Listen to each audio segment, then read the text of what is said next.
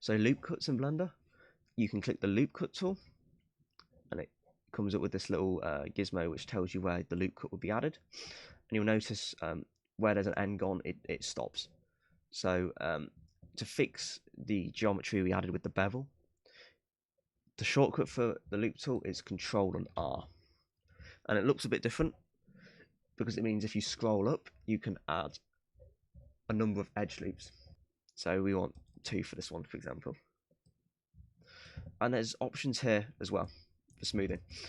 And the way they work, so say I add 2 loop cuts here.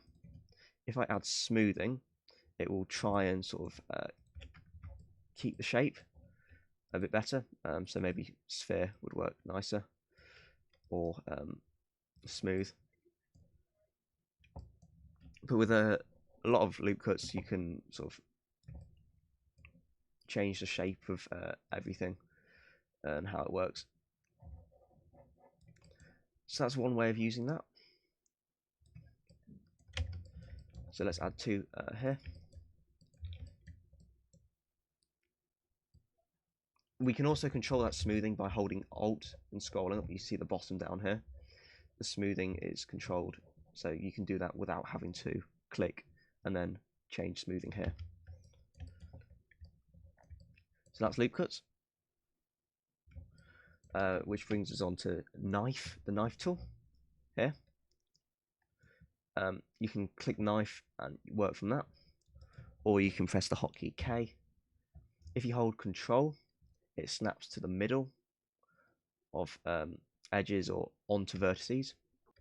If you don't want any snapping at all, because without pressing Control, it will still snap to a vertice. If you press Shift, it turns that off. But say I want to connect this to this, I can just click. And unlike other tools, left clicking doesn't confirm your action because you left click to select the vertices. So you have to press Enter.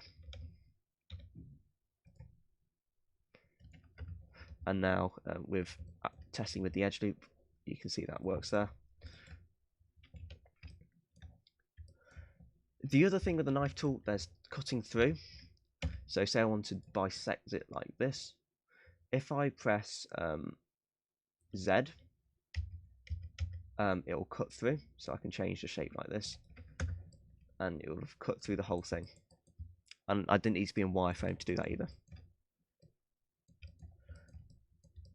So that's generally the most use for the knife tool. So after using this knife tool, I'm going back to the cursor or select box menu tool, sorry. And let's say I want to fill in this gap, but I don't want to do it with the knife tool. There's many ways of filling this gap. Shift, Alt, remember right click, selects this loop, and I want to fill this. Pressing F will fill it, but it will add an n-gon, which lets you use the knife tool and then work on that. Other ways of filling, and there's a few. There is bridge, so you can select the vertice, the loop you want, like that. Control E. This is where we get into menus for edges, faces, and vertices, which is Control and then E for edge, E, F for face, and E, V for vertice. And you have a whole load of options. But I'm just selecting these 3 edges here, these 3 edges here. Going Control E, which takes me to the Bridge Edge Loops tool. I turn that on to bridge that gap.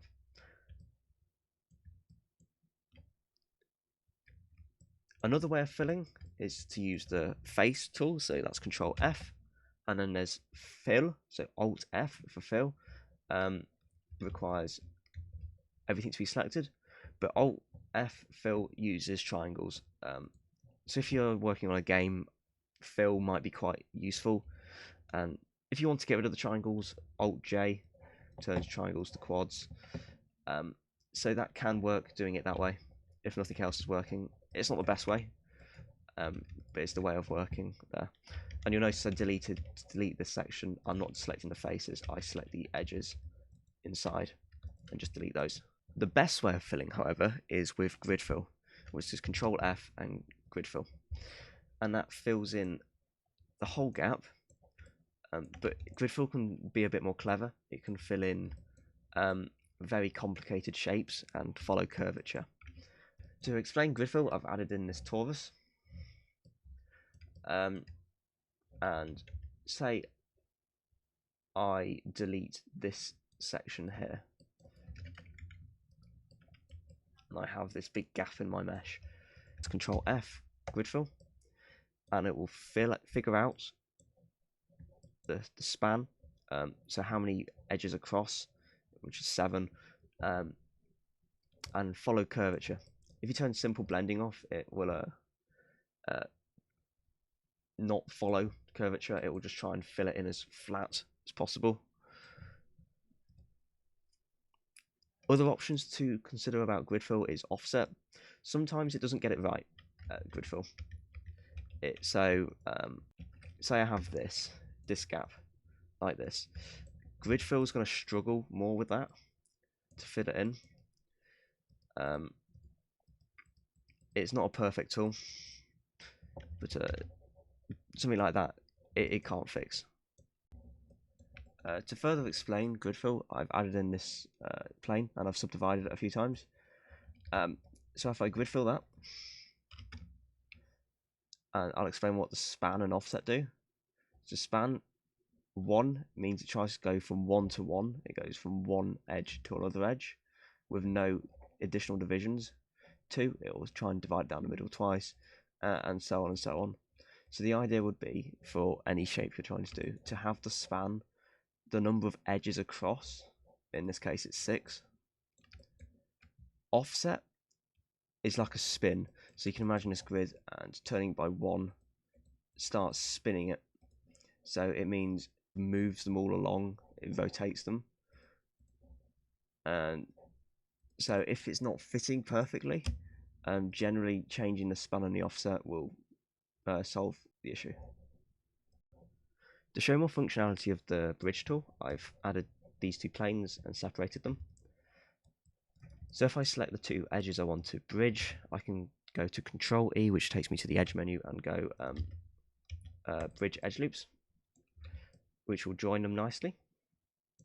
Although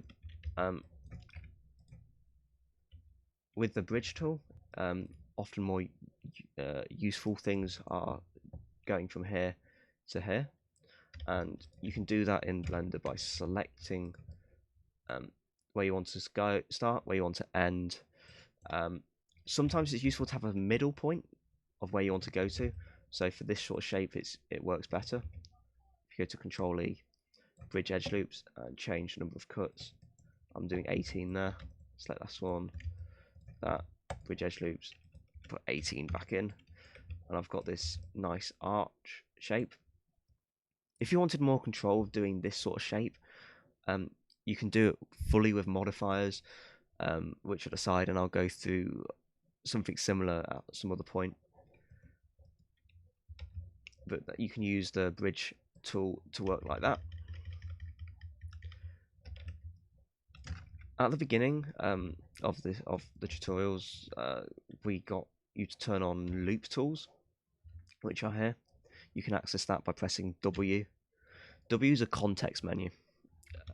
So whatever mode you're in, so I'm in faces, press W, it becomes face context menu. With vertices, it becomes vertex context menu. From an object mode, here, press W, becomes an object context menu. It's just another place where menus appear. So say I'm here, go loop tools and bridge.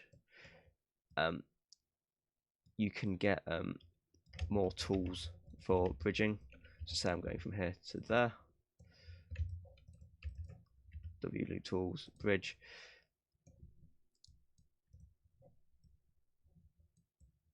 Sometimes, if one bridge tool, method doesn't work, so if this one isn't getting the results you want, and it usually does, I'll be honest, I very rarely use the other one, then you can try the other bridge tool to work.